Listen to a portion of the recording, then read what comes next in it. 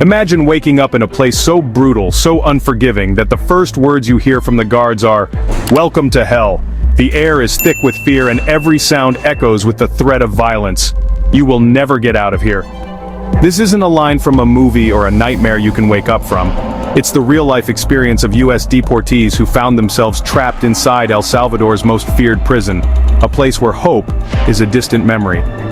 Today, I'm sharing their true stories. Stories of survival, despair, and resilience. And trust me, once you hear what they endured, you'll never forget it. These men were deported from the U.S., believing they'd be sent back to Venezuela, their home country, where at least family and familiarity awaited. Instead, without warning or explanation, they were flown to El Salvador and marched straight into CECOT, a prison infamous across Latin America for its violence, overcrowding, and the terror that lurks in every corner. One man described it simply, "The horror movie started there."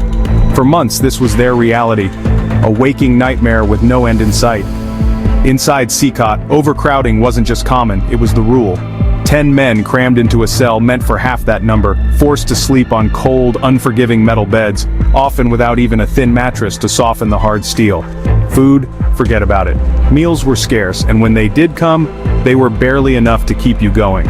Every single day, the same tasteless, bland meal was slapped onto your tray. No variety, no nutrition, just enough to keep you alive, and always leaving you hungry for more. And if you dared to disobey the guards or even just ask for something extra, you went hungry. Punishment was swift and merciless. Some men, desperate for help, begged for medical attention. But instead of compassion, they were met with violence, beaten simply for asking to see a doctor. One man even had his arm broken by a guard, just for seeking help. The message was clear: suffering was to be endured in silence.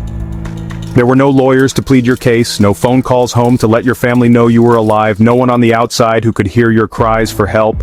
The only way out seemed to be surviving each day, one agonizing hour at a time, clinging to the hope that maybe, just maybe, things would change.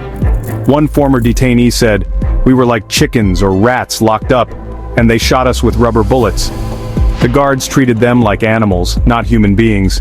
Another recalled, "I saw people get hurt just for asking for water." Even the most basic needs became a dangerous request. Imagine living in such constant fear that you pray for daylight, not for freedom, but just for one more chance to breathe outside that nightmare, to feel the sun on your face, if only for a moment. And yet, in the midst of all this suffering, there was a sudden, unexpected twist. After months of horror, the routine of cruelty was broken. Guards began handing out haircuts, and for the first time, the men were given burgers and pizza. A surreal moment of kindness in a place defined by brutality. It was as if, overnight, the rules had changed. Suddenly, without warning, these men were put on a plane again, this time finally heading home to Venezuela, hearts pounding with disbelief and relief. Reunited with family, yes, but the scars they carry, both inside and out, will never fully fade. The trauma of what they endured will haunt them for years to come. So here's what I want to know from you. What would you do if you were thrown into a nightmare like this? How would you survive, and what would you hold on to? Drop your thoughts in the comments below. I want to hear your perspective on this unimaginable ordeal. And if you found this story eye-opening, don't forget to like, subscribe, and hit the bell for more powerful stories from around the world. Stories that matter, stories that need to be told.